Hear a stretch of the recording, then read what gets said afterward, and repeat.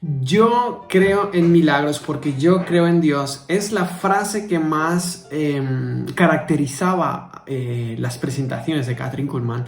Y así vamos a titular nuestro primer capítulo de este material. Yo creo en milagros. Voy a estar citando algunas veces directamente a la señorita Kuhlman. Y este es un desafío para nuestra fe y nuestra vida de oración. Si vamos a consultar este material esperando ser convencidos de algo que no queremos creer, mejor será que no lo veamos. No vale la pena, pues la intención, ni la esperanza, ni el propósito es convencer a un escéptico simplemente con milagros.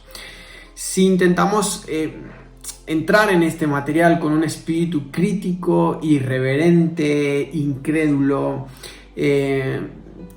tampoco convence, tampoco es la intención, porque el contenido de este material es muy sagrado para quienes les sucedieron estas cosas, que son verídicas y se pueden comprobar, y sus experiencias son demasiado preciosas para compartirlas con aquellos que han de leer o mirar o ver este material solamente para mofarse y para burlarse.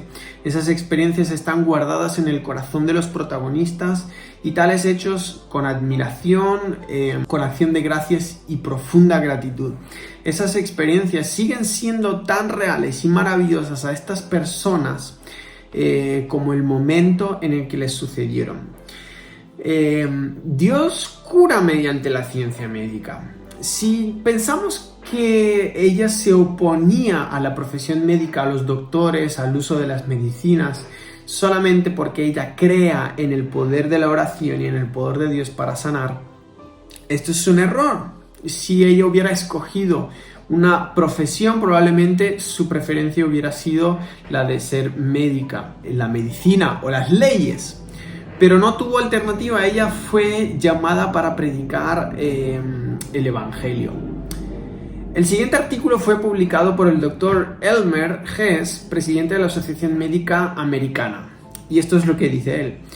Todo médico a quien le falta la fe en el Ser Supremo no tiene derecho a practicar la medicina, afirma el famoso especialista de urología de Erie, en Pensilvania. Un médico que entra en el cuarto de su paciente no va solo.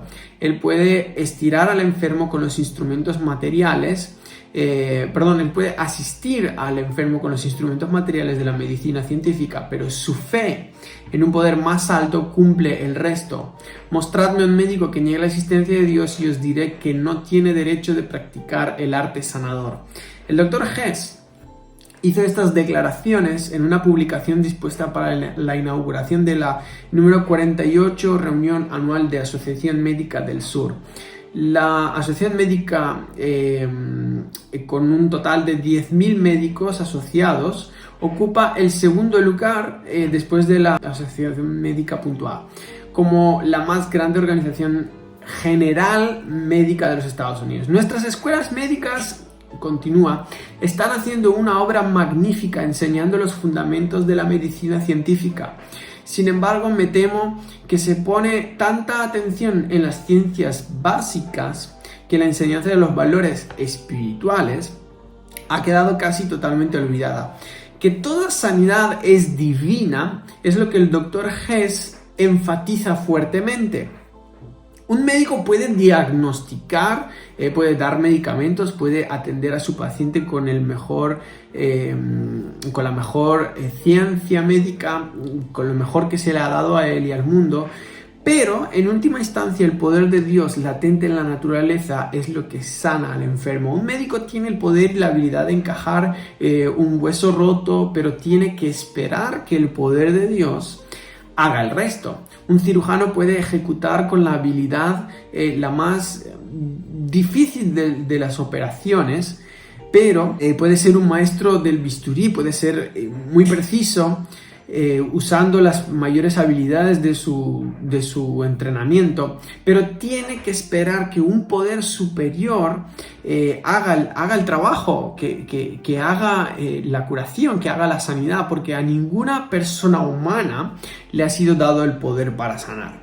Cualquier verdad, por cierta que sea, si es acentuada excluyendo otras verdades de igual importancia, se convierte en un error práctico. Vuelvo a repetir, cualquier verdad, por cierta que sea, si se acentúa excluyendo otras verdades de igual importancia, esta se convierte en un error práctico. Y su fe en el poder de Dios es igual a la ejercitada por cualquier otro médico o cirujano que cree en la sanidad de su paciente mediante remedios. Él espera que la naturaleza cure gradualmente, mientras que la señorita Kuhlman cree que Dios tiene la habilidad de sanar, y no solamente por un proceso gradual, sino que si Él así lo quiere, puede hacerlo en un instante.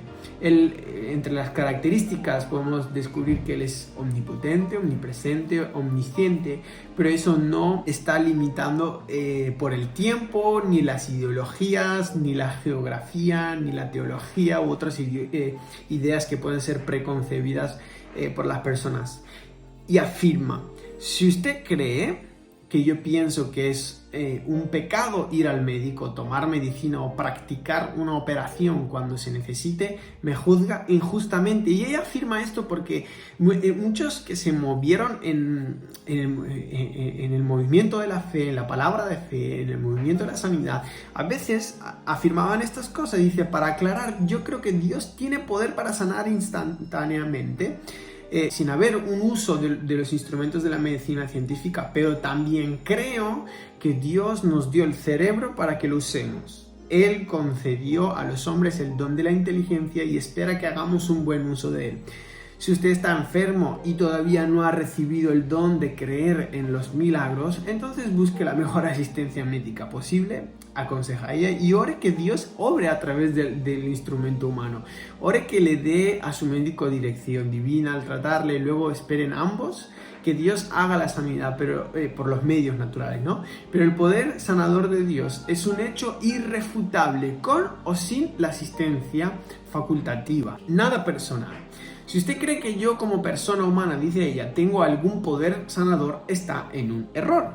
Yo no tengo ningún poder mérito en los milagros. Ella no se da mérito en los milagros, indicando que en estos testimonios ni ha tenido ninguna parte directa con ninguna sanidad que ha sucedido en alguna parte de su cuerpo físico. Yo no tengo ningún poder sanador, afirma ella.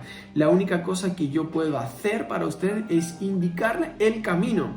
Puedo guiarle al gran médico, puedo orar, pero el resto queda entre usted y Dios. Yo sé lo que Él ha hecho por mí y he visto lo que ha hecho por innumerables personas. Lo que Él haga por usted depende de usted mismo. El único límite al poder de Dios está dentro del individuo. El apóstol Pablo nos habla de la supereminente grandeza de su poder para con nosotros los que creemos, según la operación del poder de su fuerza, la cual operó en Cristo resucitándolo de los muertos. Cuando la Sagrada Escritura habla de la grandeza de su poder, no se refiere al poder que dio existencia al universo, a pesar de ser tan grande, sino más bien al poder que fue manifestado al levantar a Jesús de los muertos. La resurrección de Jesús fue, y nuestra resurrección con Él será, la demostración de poder más grandiosa, el milagro más estupendo que el mundo jamás ha conocido y conocerá. El apóstol Pablo escribió esto en 1 Corintios 15. Y si Cristo no resucitó, vana es entonces nuestra predicación, vana es también nuestra fe, mas ahora Jesús ha resucitado de los muertos. Y si usted se fija, a lo largo del libro de los Hechos, la predicación del Evangelio que hacían los apóstoles estaba centrada en la resurrección de Jesús. Y es que el cristianismo, la fe del cristianismo se basa en milagros. La validez de la fe cristiana se apoya en un milagro. Y es la piedra angular sobre la cual toda la superestructura del cristianismo se eleva o cae. Depende de la verdad de ese milagro, que es nada más y nada menos la resurrección de Jesucristo. Sin esto no hay cristianismo, no hay fe, y es en vano lo que estamos haciendo. Si esta fuese, si la resurrección de Jesús fuera falsa, el apóstol Pablo dice, toda la estructura se cae, y es entonces seguramente, como dice, vana nuestra predicación, vana también nuestra fe, palabras del apóstol Pablo. Ninguna otra religión se ha atrevido jamás a posponer este desafío, a proponer el desafío. Ninguna se ha arriesgado a apelar a los milagros, a basarse en un milagro. O sea, ninguna otra religión basa sus principios en un milagro como este, porque Jesús vive. Nuestra fe no es vana, nuestra predicación no es en vano, y la maravilla de las maravillas en que esta grandeza abundante de poder está a nuestra disposición.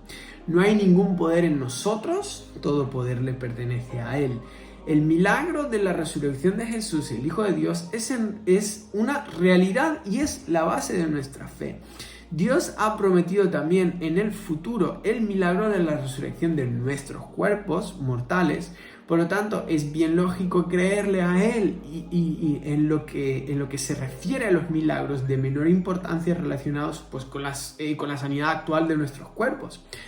Y Dios no tiene personas ni medios exclusivos. Dice ella en sus palabras: si usted cree que yo no conozco los métodos sagrados de sanidad usados en diferentes iglesias, se equivoca. El poder del Espíritu Santo no está confinado a ningún lugar o sistema. No nos atrevemos a hacernos tan dogmáticos en nuestro pensamiento, en nuestra enseñanza, en nuestros métodos, que excluyamos toda verdad de igual importancia. Es decir, ella dice: yo no soy poseedora en exclusivo de esto. Por ejemplo, reconocemos que Dios dio el don del Espíritu Santo en el día de Pentecostés en la casa de Cornelio, sin hacer uso del rito de la imposición de manos, pero en el avivamiento de Samaria y en el avivamiento de Éfeso, los creyentes fueron llenos con el Espíritu mediante la imposición de manos. Entonces no podemos dogmatizar, el ser dogmático en uno o en otro sentido y hacer de ello un sistema que nos lleve a la disputa. Es un grandísimo error. Jesús vio a un hombre que había nacido ciego, según él se refiere en el capítulo 9 de Juan, del Evangelio de Juan. En ese caso particular, el Señor escupió en la tierra, hizo lodo con la saliva y le dijo al ciego: ve a lavarte al estanque de Siloé. Fue entonces, se lavó y regresó viendo. Sin embargo, en otra ocasión, cuando Jesús llega a Jericó, curó a un ciego pues, que estaba junto al camino, al lado del camino, estaba mendigando. Y en ese caso no se refiere que el Señor le tocara la cara, y estamos seguros que tampoco le puso lodo en los ojos. Jesús le habló y le dijo: recibe la vista, tu fe te ha salvado. Inmediatamente fue curado. Ambos casos, los dos eran ciegos, pero ambos recibieron la vista. Pero un método diferente fue usado en cada caso. En uno le escupe y en el otro solo le habla. Y Santiago, bajo la inspiración del Espíritu Santo, escribió en el capítulo 5, dice: ¿está alguno enfermo entre vosotros? Llame a los ancianos de la iglesia y oren por él, ungiéndole con aceite en el nombre del Señor. Y la oración de fe salvará al enfermo, y el Señor lo levantará. Y si hubiese cometido pecados, le serán perdonados. Pero también leemos que en la iglesia primitiva el Espíritu Santo obraba con un poder tan grande que sacaban los enfermos a las calles. Esto es Hechos capítulo 5, y los ponían a las calles en colchones, en estelas, para que cuando pasara Pedro, al menos su sombra cayese sobre alguno de ellos. Y aún de las ciudades que estaban alrededor, muchos venían a Jerusalén trayendo enfermos y atormentados de espíritus inmundos, y todos eran sanados. Esto es una prueba concluyente de que el poder del Espíritu Santo no se limita en un lugar, en una fecha o en un sistema. Si nosotros creemos que ella dudara de la espiritualidad de algún ministro del Evangelio porque no esté de acuerdo conmigo con respecto a los milagros, de nuevo se equivoca. No ha comprendido que la razón de nuestro compañerismo es más profunda que la verdad tocante a la sanidad del cuerpo humano está basada en algo más importante, la salvación por medio del arrepentimiento y la fe en la sangre derramada de Jesucristo. Otra vez, lo que al fin y al cabo a nosotros nos trae aquí, lo que nos une es la salvación por medio del arrepentimiento y la fe en la sangre derramada de Jesucristo. Un cuerpo, Efesios 4. Un espíritu, como fuisteis también llamados en una misma esperanza de vuestra vocación, un Señor, una fe, un bautismo, un Dios y Padre de todos, en los cuales sobre todo y por todos y en todos. Toda sanidad es divina, sea física, sea espiritual, pero las dos es un hecho innegable que la sanidad espiritual es lo más importante y muy superior a lo material. Nicodemo se sentía impresionado por lo que Jesús le dijo acerca de este milagro espiritual y le preguntó, ¿pero cómo puede hacerse esto? Este es el misterio que nuestra pequeña mente tiene que dejar en las manos de Dios. Pero esta no es la única cosa que no podemos entender y que pertenece a la sabiduría y al poder de Dios. Hay milagros que ocurren en la naturaleza. Por ejemplo, la electricidad. ¿Cómo la explicamos? No podemos. ¿Será que al sentarnos en la oscuridad hasta que podamos hacerlo nos va a dar resultado? No podemos sentarnos a oscuras y pensar y a ver cómo explicamos. Nadie sabe exactamente lo que es la electricidad, pero nadie se priva de usarla. Nadie, o sea, tú vas, prendes, enciendes y sabes que va a funcionar y no sabes cómo, pero nadie se priva de usarla, solamente porque no entendemos los misterios de la electricidad. ¿Cómo se convierte la comida en energía dentro del organismo? No lo sabemos. Pero si no lo sabes, ¿te negarías a usarlo? ¿Cómo Dios toca un puñado de personas en la tierra en medio de una arboleda y de pronto salen las violetas a perfumar el ambiente? ¿Cómo esto ocurre que de la tierra nacen las plantas? Pues, por ejemplo, nosotros pagamos por las semillas, las plantamos y salen. ¿Cómo ocurre esto dentro de la tierra? No lo ves. Pero tenemos conciencia de esto. Y en esta agitada era moderna, con frecuencia hemos pasado por alto o hemos dado por supuestos los milagros que suceden cada día en nuestra vida. ¿Quién le da cuerda, entre comillas, al cerebro para que funcione? Pues los grandes especialistas de la neurología quisieran saberlo. Pero ellos saben exactamente cuál porción del cerebro controla el movimiento de cada músculo, pero no saben por qué opera el cerebro, cómo lo hace y qué lo estimula para que entre en acción y pueda controlar pues las varias partes de nuestro cuerpo. El doctor Charles Joseph Barron, vicepresidente del Departamento de Obstetricia y Ginecología del Colegio Internacional de Cirujanos y decano del Hospital de Magee de Pensilvania, el hospital de maternidad más grande del estado, que ha asistido a unos 25.000 nacimientos. Dice, el nacimiento de un niño es el mayor de los milagros. La esmerada preparación, habilidad, dedicación de este médico a su profesión médica le ha dado fama nacional.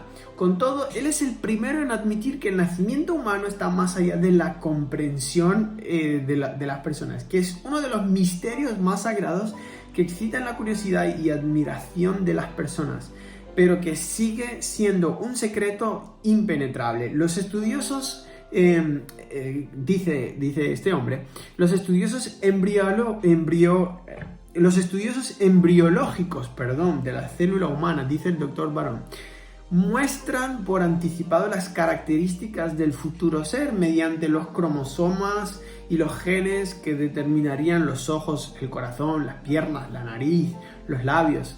Si esto no es divino, entonces no sé qué es. O sea, la conclusión final de este hombre es que esto es algo divino. Y vemos al niño recién nacido. Hacía 9 meses no existía. Ahora tiene oídos, ojos, nariz, boca, manos, pies. Llora fuertemente cuando tiene hambre. Unas horas después de su nacimiento se alimenta alegremente del pecho de su madre.